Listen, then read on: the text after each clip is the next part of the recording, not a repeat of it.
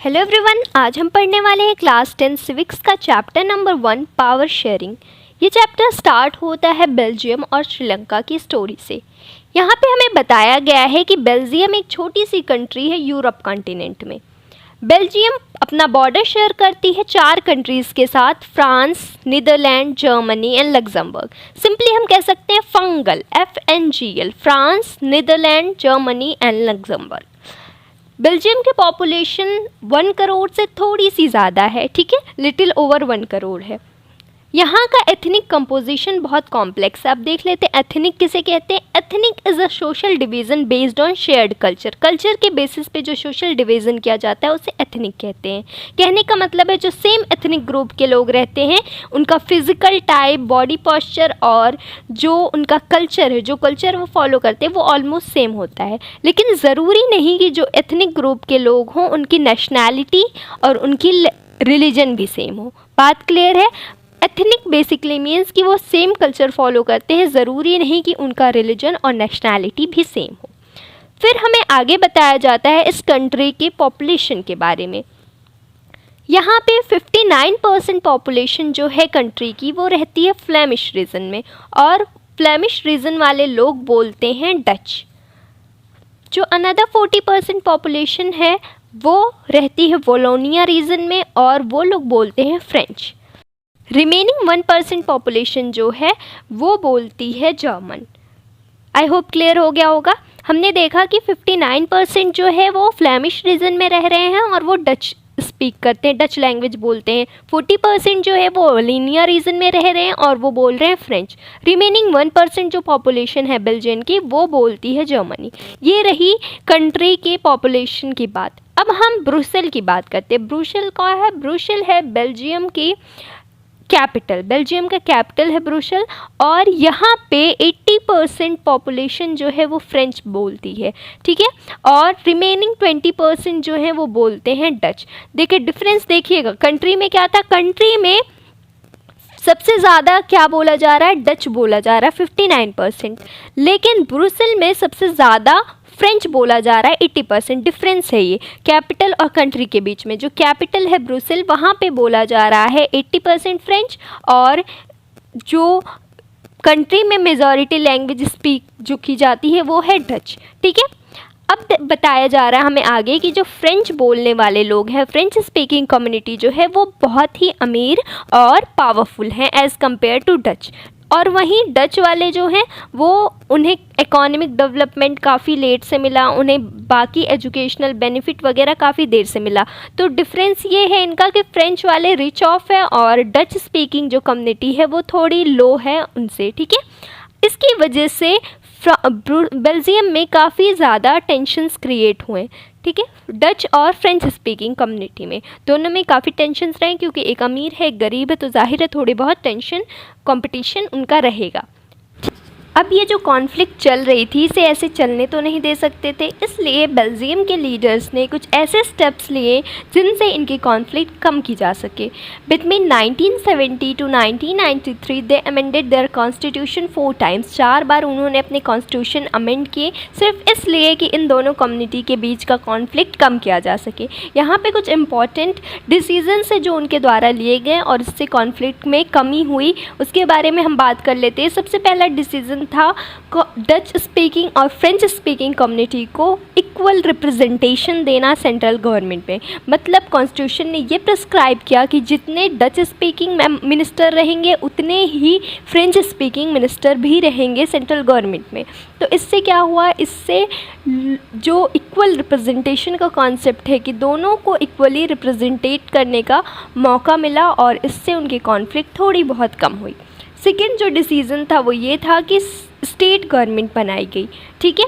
French speaking का अलग state government है, डच स्पीकिंग की अलग स्टेट गवर्नमेंट है। तो इन दोनों के पास अपनी खुद की पावर है, वो सेंट्रल गवर्नमेंट के सबऑर्डिनेट नहीं है। तो जब स्टेट को गवर्नमेंट मिले तो वो अपना डिसीज़न ले सकते हैं, हम अपना डिसीज़न ले सकते हैं, कोई मसला ही नहीं है। तो इससे भी उनकी कॉन्फ्लिक्ट कम हुई कि किसी को किसी पे डिपेंड नहीं रहना पड़ा कि वो हमारे लॉज बनाएंगे, वो हमारे साथ अत्याचार कर रहे। दोनों ही फुली इंडिपेंडेंट हैं अपने से रिलेटेड लॉज बनाने के लिए, ठीक है। तीसरा जो इम्पॉर्टेंट एलिमेंट रहा है वो ये है कि ब्रुसेल जो है बेल्जियम का कैपिटल, वहाँ पे एक सेपरेट गवर्नमेंट है, कंट्री के लिए अलग गवर्नमेंट है और कैपिटल के लिए अलग गवर्नमेंट है। ब्रुसेल्स में एक सेपरेट गवर्नमेंट है और यहाँ पे भी दोनों कम्युनिटीज़ को इक्वल रिप्रेजेंटेशन दी गई है। Equal number of Dutch speaking ministers हैं और equal number of French speaking ministers हैं। ठीक है, तो इससे भी थोड़ी उनकी कॉन्फ्लिक्ट के बीच में कमी आई। चौथा जो इम्पॉर्टेंट एलिमेंट रहा है वो ये था कि सेंट्रल और स्टेट गवर्नमेंट के अलावा भी एक तीसरी गवर्नमेंट थी जिसका नाम था community government. Community government language के बेसिस पे डिसाइड की जाती थी। जैसे डच स्पीकिंग वाले डच कम्युनिटी मेंबर्स को इलेक्ट करेंगे, फ्रेंच स्पीकिंग वाले फ्रेंच कम्युनिटी मेंबर्स को इलेक्ट करेंगे, जर्मन स्पीकिंग वाले जो 1% थे वो जर्मन कम्युनिटी मेंबर को इलेक्ट करेंगे। तो ये जो कम्युनिटी गवर्नमेंट थी वो लैंग्वेज के बेसिस पे इलेक्ट होते थे और इनका काम क्या था, इनका काम था कल्चरल, एजुकेशनल या लैंग्वेज रिलेटेड जितने भी इश्यूज़ हैं उनको सॉल्व करना। क्लियर है। स्टेट गवर्नमेंट और सेंट्रल गवर्नमेंट के अलावा तीसरी गवर्नमेंट थी कम्युनिटी गवर्नमेंट, जिनका काम था डिसीज़न लेना regarding culture, education and language problems. तो ये 4 ऐसे मेन प्रोसीजर थे जिसके थ्रू बेल्जियम के गवर्नमेंट ने कोशिश की कि डच स्पीकिंग और फ्रेंच स्पीकिंग कम्युनिटी के बीच की कॉन्फ्लिक्ट को कम किया जा सके। अब आइए देख लेते हैं हम स्टोरी श्रीलंका की। श्रीलंका एक आइलैंड नेशन है तमिलनाडु से कुछ किलोमीटर दूर। यहाँ की पॉपुलेशन है 2 करोड़। श्रीलंका में 2 मेजर सोशल ग्रुप्स हैं। सिन्हाला स्पीकर्स, सिन्हालीज एक लैंग्वेज है जो कि तमिलनाडु में बोली जाती है, सिन्हाला स्पीकर, और दूसरे लोग हैं तमिल स्पीकर। सिन्हाला 74% है और तमिल स्पीकर 18% है। मतलब तमिल स्पीकर जो है वो माइनॉरिटी ग्रुप है यहाँ पे श्रीलंका में। तमिल स्पीकर्स जो हैं उनके फर्दर कैटेगराइजेशन की गई है 2 ग्रुप में, Sri Lankan Tamils and Indian Tamils. Sri Lankan Tamils वो हैं जिनके 4 फादर्स, उनके एंसेस्टर श्रीलंका के ही थे ओरिजिनली, ये वो हैं ऑलमोस्ट 30%। और इंडियन तमिल्स वो हैं जिनके 4 फादर या एंसेस्टर्स इंडिया से माइग्रेट करके श्रीलंका गए हैं। मतलब वो पहले इंडिया रहते थे लेकिन श्रीलंका चले गए, तो वो हैं इंडियन तमिल्स। ठीक है, ये जो हमारे सिन्हाला स्पीकिंग लोग हैं, सिन्हालीज जो हैं, जो कि 74% हैं, वो बेसिकली बिलोंग करते हैं बुद्धिस्ट कम्युनिटी से। उनका रिलीजन क्या है? बुद्धिज़्म। और जो तमिल्स हैं, वेदर इंडियन तमिल हो या फिर श्रीलंकन तमिल हो, वो ज़्यादातर हैं हिंदू और मुस्लिम। और बचे कुछ परसेंटेज क्रिश्चियन भी यहाँ पे रहते हैं जो कि 7% है ऑलमोस्ट। वो है तमिल भी और सिन्हाला भी। जो क्रिश्चियन है वो तमिल भी है, सिन्हाला भी है। ठीक है, आई होप आपको क्लियर हो गया होगा। मैं क्विक रिवीजन करा देती हूँ फिर से कि श्रीलंका की पॉपुलेशन 2 कैटेगरी में डिवाइड है, Sinhala speaking and Tamil speaking. Sinhala 74% है, तमिल स्पीकर्स 18% है। ये तमिल स्पीकर्स को फर्दर 2 सब ग्रुप में डिवाइड किया गया है, Sri Lankan Tamils and Indian Tamils. Sri Lankan Tamils 13% है। जो सिन्हाला स्पीकिंग पीपल हैं वो ज़्यादातर बुद्धिस्ट रिलीजन के हैं, जो तमिल्स हैं वो ज़्यादातर हिंदू या मुस्लिम हैं, और थोड़ी सी पॉपुलेशन क्रिश्चियन की है, डेट इज़ अबाउट 7% पॉपुलेशन। ठीक है, तो ये थी सिचुएशन हमारी श्रीलंका की। अब देख लेते हैं यहाँ पे दिक्कतें क्या हुई। श्रीलंका को इंडिपेंडेंस मिली इन द ईयर 1948। हमारे इंडिया को इंडिपेंडेंस मिलने के 1 साल बाद ही। श्रीलंका की कंडीशन ये थी कि सिन्हाला कम्युनिटी के लोग मेजॉरिटी में थे, 74% थे, हमने पहले ही बात कर ली। तो ये जो मेजॉरिटी कम्युनिटी वाले लोग थे सिन्हाला, ये हर जगह इनका डोमिनेंस था। जो गवर्नमेंट बनी श्रीलंका में उसने मेजॉरिटेरियन मेजर्स इस्तेमाल करना स्टार्ट कर दिया। अब ये मेजॉरिटेरियन क्या होता है? ये एक ऐसा बिलीफ है, ऐसा कॉन्सेप्ट है जहाँ पे माना जाता है कि जो मेजॉरिटी में जो लोग हैं, जिस कम्युनिटी के लोग मेजॉरिटी में है कंट्री में, उन्हीं का पावर होना चाहिए। वो जो माइनॉरिटी लोग होते हैं उनकी बातों को नहीं सुनते, उन पे ध्यान नहीं देते। तो मेजॉरिटेरियन एक ऐसा बिलीफ है जहाँ पे मेजॉरिटी कम्युनिटी के रूल की बात की जाती है। अब क्या ऐसे मेजॉरिटेरियन मेजर्स लिए सिन्हाला सुपरमेशी को बढ़ाने के लिए, उसकी बात करते हैं। 1956 में एक एक्ट पास किया गया जिसमें सिन्हाला को ओनली ऑफिशियल लैंग्वेज घोषित कर दिया गया। ठीक है, फिर दूसरा तरीका इन्होंने अपनाया कि जितने भी सिन्हाला एप्लीकेंट्स थे, जो भी कोई यूनिवर्सिटी या गवर्नमेंट जॉब के लिए फॉर्म भरता, सिन्हाला एप्लीकेंट्स को ज़्यादा प्रेफरेंस दी जाती थी over the Tamil applicants. Okay, फिर तीसरा इन्होंने जो मेजॉरिटेरियन मेज़र उठाया वो था बुद्धिज़्म को प्रोटेक्ट करने के लिए। हमें पता है कि सिन्हाला लोग जो थे वो ज़्यादा बुद्धिस्ट थे, तो इन लोगों ने बुद्धिज़्म लैंग्वेज को प्रमोट और प्रोटेक्ट करने के लिए कई सारे मेजर्स लिए।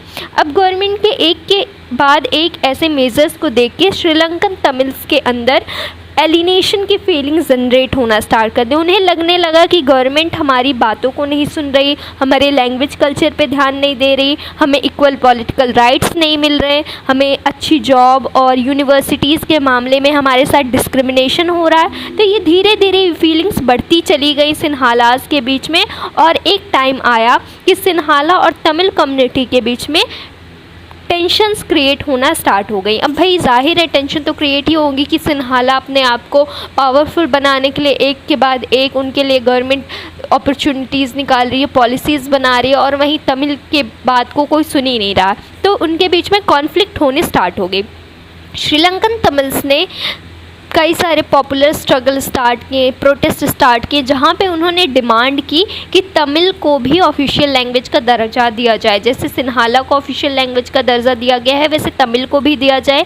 फिर उन्होंने बात की रीजनल ऑटोनॉमी की, कि हमें भी रीजनल ऑटोनॉमी मिले और इक्वालिटी ऑफ अपॉर्चुनिटी मिले, हमें भी एजुकेशन जॉब में इक्वालिटी ऑफ अपॉर्चुनिटी मिले। सिन्हाला और तमिल दोनों को बराबर नज़र से देखा जाए, इक्वल आइस देखा जाए, ठीक है।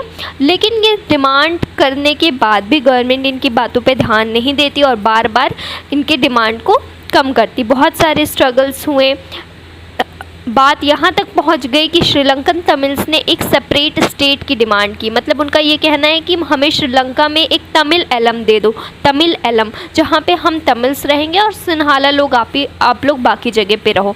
ये सेपरेट स्टेट जो इन्होंने मांगा, तमिल एलम मांगा, वो नॉर्दर्न और ईस्टर्न पार्ट ऑफ श्रीलंका में मांगा। लेकिन गवर्नमेंट इनकी बातों पे बिल्कुल ध्यान नहीं दे रही थी, कोई भी डिमांड इनकी फुलफ़िल नहीं की जा रही थी, और इससे इनके बीच में जो डिस्ट्रेस था वो बढ़ता गया और ऐसी सिचुएशन आ गई कि सिविल वार होने लगा श्रीलंका में। सिविल वार क्या होता है?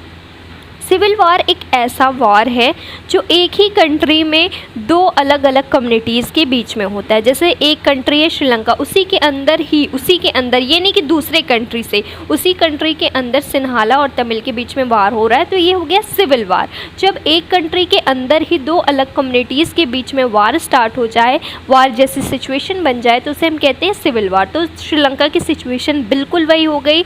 सिविल वार की वजह से कई सारे लोग मरे, कई सारे लोगों को अब कंट्री छोड़ के जानी पड़ी एक जगह से दूसरी जगह। काफ़ी लंबे समय तक ये वॉर चला और 2009 में ये सिविल वार ख़त्म हुई। ध्यान से सुनिएगा, सिविल वार ख़त्म हुई 2009 में, ठीक है। तो डिफरेंस देखा आपने बेल्जियम और श्रीलंका के बीच में। बेल्जियम के गवर्नमेंट ने कितनी कोशिश की कि वहाँ के लोगों के बीच में पीस मेंटेन किया जा सके, और श्रीलंका की गवर्नमेंट ने ऐसा कुछ नहीं किया। इतने डिमांड्स के बाद भी उन्होंने एक बार भी कोशिश नहीं की कि दोनों कम्युनिटीज़ के बीच में पीस की मेंटेनेंस की बात की जाए। खैर से अब हम आगे पढ़ते हैं। अब हमारा नेक्स्ट टॉपिक है why power sharing is desirable. Power sharing की ज़रूरत क्यों है, वो डिज़ायरेबल क्यों है, अगर वो ना हो तो क्या दिक्कतें आ सकती हैं। तो पावर शेयरिंग डिज़ायरेबल दो रीज़न्स की वजह से है। पहला रीज़न है प्रूडेंशियल रीज़न, सेकंड है मोरल रीज़न। प्रूडेंशियल मतलब होता है किसी भी चीज़ को बहुत रिसर्च करके, बहुत सोच समझ के डिसाइड करना कि इससे हमें क्या फ़ायदा है, क्या लॉस है, ठीक है। तो prudential is based on careful calculation of gains and loss. तो प्रूडेंशियल में हमें बताया जाता है कि पावर शेयरिंग डिज़ायरेबल इसलिए है क्योंकि पावर शेयरिंग अगर हो एक कंट्री में तो वहाँ की सोशल ग्रुप्स में कॉन्फ्लिक्ट ना होने के चांसेस होते हैं, ठीक है। अगर किसी भी कंट्री में पावर शेयरिंग है तो ज़्यादातर ये माना जाता है कि वहाँ के सोशल ग्रुप्स में कोई भी कॉन्फ्लिक्ट नहीं होगा। कॉन्फ्लिक्ट नहीं होगा तो पॉलिटिकल ऑर्डर मेंटेन रहेगा और कंट्री की यूनिटी मेंटेन रहेगी, ठीक है। यूनिटी ऑफ नेशन जो है वो अंडरमाइन नहीं होगा। सेकंड जो रीज़न था moral reason, why power sharing is desirable. Moral reason ये है कि power sharing is very spirit of democracy. Democracy में पावर शेयरिंग ना हो तो जो स्पिरिट ऑफ डेमोक्रेसी है वो हिल जाती है। तो ज़रूरी है एक गुड डेमोक्रेसी में, अच्छी डेमोक्रेसी में पावर शेयरिंग ज़रूर रहे, ठीक है। देखते हैं फॉर्म्स ऑफ पावर शेयरिंग। माना जाता था पहले कि पावर शेयरिंग एक अच्छा आइडिया नहीं है पहले, क्योंकि लोगों का कहना था कि अगर पावर डिवाइडेड रहेगा, डिस्पर्स रहेगा और हमें कोई क्विक डिसीजन लेना हो और उसे इन्फोर्स करना हो तो वो डिफ़िकल्ट रहेगा। बट जैसे ही डेमोक्रेसी का एमरजेंस हुआ, ये माना जाने लगा कि democracy is people are source of all political power. Country में जितने भी पावर है उसके सोर्स लोग ही हैं। लोगों के पास राइट होना चाहिए कि वो डिसाइड कर सके हमें किस तरीके से गवर्न किया जाए। तो बेसिकली कहने का मतलब है, जैसे ही डेमोक्रेसी का एमरजेंस हुआ, लोगों ने ये मानना शुरू कर दिया कि कंट्री में, एक अच्छे डेमोक्रेटिक कंट्री में डाइवर्स ग्रुप के लोगों को, डाइवर्स सोशल ग्रुप के लोगों को रिस्पेक्ट देनी चाहिए, सबको इक्वली ट्रीट करना चाहिए, वरना दिक्कतें शुरू हो जाएंगी, जैसा कि हमने पहले देख लिया है। तो फॉर्म्स ऑफ पावर शेयरिंग देखेंगे अब हम, कितने टाइप के पावर शेयरिंग है या कितने फॉर्म्स के पावर शेयरिंग होते हैं। मॉडर्न डेमोक्रेसीज़ में देखो बच्चा, अलग अलग अरेंजमेंट्स होते हैं पावर शेयरिंग की। इस बुक में हम 4 पढ़ेंगे। सबसे पहले अरेंजमेंट के बारे में पढ़ेंगे, जिसे हम बोलेंगे horizontal distribution of power. Horizontal distribution of power, यहाँ पे बताया जाता है कि पावर जो है वो गवर्नमेंट के डिफरेंट ऑर्गन्स के बीच में शेयर किया जा रहा है। ऑर्गन क्या होती है गवर्नमेंट की? Legislative, executive and judiciary. ठीक है, 3 ऑर्गन है गवर्नमेंट की, तो पावर तीनों के बीच में डिवाइड है। तीनों सेम लेवल पे हैं, तीनों ऑर्गन ऑफ गवर्नमेंट क्या है? सेम लेवल पे हैं। ठीक है, ऐसा नहीं है कि किसी की ताकत ज़्यादा है किसी की कम है, सब सेम लेवल पे हैं। तीनों को अनलिमिटेड पावर दी गई है और वो एक दूसरे को क्या करते हैं? बैलेंस करते हैं और चेक करते हैं। मतलब अगर किसी ने गलती की तो बंदा टोक सकता है कि नहीं, लेजिस्लेटिव ने कोई गलती की तो जुडिशरी बोल सकता है कि आपने गलत बिल पास किया, एग्जीक्यूटिव उसे ऑब्जेक्ट कर सकती है। इसी तरीके से जुडिशरी ने अगर कोई गलत डिसीज़न लिया, किसी जज ने गलत डिसीज़न लिया, तो एग्जीक्यूटिव और लेजिस्लेचर उसके खिलाफ आवाज़ उठा सकते हैं। तो यहाँ पे क्या है, ये सारे ऑर्गन्स एक दूसरे को चेक करते रहते हैं कि कोई गलत ना करे और पावर बैलेंस रहता है। ठीक है, जब एक दूसरे को आप चेक करते रहोगे तो क्या रहेगा? पावर बैलेंस रहेगा। इसलिए इस सिस्टम को हम क्या कहते हैं? System of check and balances. इस अरेंजमेंट को system of check and balances भी कहा जाता है। ठीक है, अब सेकंड जो हमारा है उसे हम कहेंगे वर्टिकल डिस्ट्रीब्यूशन ऑफ पावर। पहला हमारा हॉरिजॉन्टल डिस्ट्रीब्यूशन ऑफ पावर था, सेकंड हमारा वर्टिकल डिस्ट्रीब्यूशन ऑफ पावर। यहाँ पे पावर को गवर्नमेंट के डिफरेंट लेवल्स में डिवाइड किया जाता है। ठीक है, डिफरेंट लेवल मतलब कोई एक ऊपर है, फिर उससे नीचे, फिर उससे नीचे। सबसे ऊपर जो आता है वो होता है फेडरल गवर्नमेंट। फेडरल गवर्नमेंट क्या है? एक जनरल गवर्नमेंट पूरे इंटायर कंट्री के लिए, जो पूरे देश के लिए जो गवर्नमेंट रिस्पॉन्सिबल होती है उसे हम फेडरल गवर्नमेंट कहते हैं, जिसे इंडिया में सेंट्रल गवर्नमेंट या यूनियन गवर्नमेंट कहते हैं। ठीक है, आप कमेंट करके मुझे बताओगे कि अभी प्रेजेंट टाइम पे कौन सी political party union government, central government को लीड कर रही है इंडिया में। ठीक है, क्लियर है? पहला हमारा फेडरल गवर्नमेंट होती है जो कि पूरे कंट्री के लिए रिस्पॉन्सिबल होती है। सेकेंड लेवल पे आपका वो गवर्नमेंट आती है जो स्टेट लेवल पे या प्रोविंशियल लेवल पे काम करती है, जिसे प्रोविंशियल या गवर्नमेंट या स्टेट गवर्नमेंट के नाम से जाना जाता है। ठीक है, अब आगे कुछ कंट्रीज़ में फर्दर डिवाइड किया गया है, जैसे इंडिया में 3rd लेवल की भी गवर्नमेंट होती है, जैसे कि म्यूनसिपैलिटी एंड पंचायत। इंडिया में 3rd लेवल की भी गवर्नमेंट है, म्यूनसिपैलिटी एंड पंचायत। बट ऐसा सारी कंट्रीज़ में नहीं होता है। आई होप आपको क्लियर हो गया होगा। इसे हम कहते हैं वर्टिकल डिवीज़न ऑफ पावर, जहाँ पे हम पावर को गवर्नमेंट के डिफरेंट लेवल्स में डिवाइड करते हैं। सबसे पहला लेवल होता है फेडरल गवर्नमेंट का, जो पूरे कंट्री के लिए रिस्पॉन्सिबल है। सेकेंड है स्टेट लेवल गवर्नमेंट, जो कि प्रोविंशियल रीजन पे रिस्पॉन्सिबल रहती है।